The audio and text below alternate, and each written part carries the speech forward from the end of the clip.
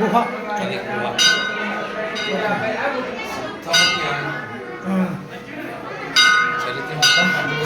Okay చెప్పు స్వామి. ఈ ఈ టెంపుల్కున్న ప్రత్యేకత ఒకసారి మీ మాటల్లో చెప్పండి. ఇది లొంక పుణ్యక్షేత్రం. శ్రీ ఆంజనేయాయ నమః. ఇక ఆ గృహ కనిపిస్తుంది కదా, అవును.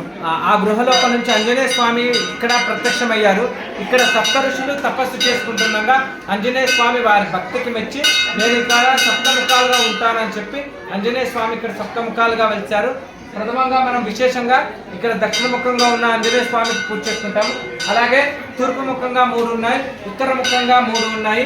అలాగే మనం విశేషంగా ఎక్కడైనా ఆంజనేయ స్వామి మనకి గదతో కనిపిస్తారు కదా, ఇక్కడ శంకు చక్రము పైన నాగబాబు అంటే విష్ణుమూర్తి రూపంలో ఆంజనేయ స్వామి ఇక్కడ కొలువై ఉన్నారు. అలాగే ఇక్కడ 2 గుండాలు ఉన్నాయి. కుడి సైడ్ ఒక గుండం ఉంది, ఎడమ సైడ్ ఒక గుండం ఉంది. 2 గుండాలలో కుడి సైడ్ ఉన్న గుండంలో నుంచి మనము స్వామివారికి అభిషేకము, భక్తులకు తాగడానికి నీళ్ళు ఉపయోగిస్తాము. ఎడమ సైడ్ ఉన్న గుండంలో భక్తులు స్నానాలు చేసి ఎవరైతే ఇక్కడ 5 ప్రదక్షిణలు చేసి ఇక్కడ గంట కట్టుకుంటారో వారికి కోరిన కోరికలు సిద్ధిస్తాయి. అది ఈ యొక్క పుణ్యక్షేత్రం యొక్క ప్రత్యేకత. జాతర అవుతుందా స్వామి ఇక్కడ? ప్రతి మార్గశిర పౌర్ణమికి ఇక్కడ జాతర అవుతుంది. ఆ జాతర 3 రోజులు ఉంటుంది. మొదటి రోజు కలశము, గణపతి పూజ, గౌరీ పూజ ఉంటాయి. 2వ రోజు రథోత్సవం జరుగుతుంది. 3వ రోజు పల్లకి సేవ, ముగింపు కార్యక్రమాలు ఉంటాయి. దీంతో పాటు వారం ఏ వారం వస్తుంటారు ఇక్కడ భక్తులు? మంగళవారం, శనివారం ఇక్కడ విశేషంగా పూజలు అవుతాయి. ప్రతి మంగళవారం ఇక్కడ భక్తులు అన్నదానం చేస్తారు. అన్నదానంలో దాదాపుగా 1000 మంది పాల్గొంటారు. ఇలా కొన్ని సంవత్సరాల నుంచి ఇక్కడ ప్రతి మంగళవారం అన్నదానం అవుతూనే ఉంది. ఓకే, థ్యాంక్ యూ గురుగారు.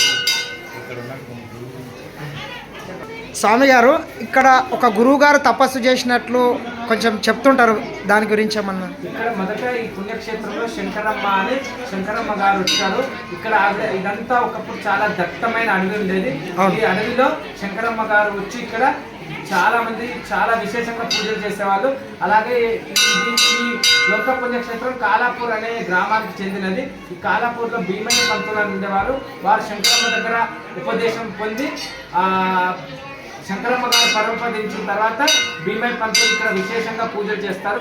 అలాగే ఇక్కడ ప్రతి అమావాస్యకి పౌర్ణమికి యజ్ఞం జరుగుతుంది. ఆ యజ్ఞంలో విశేషంగా భక్తులు పాల్గొంటారు.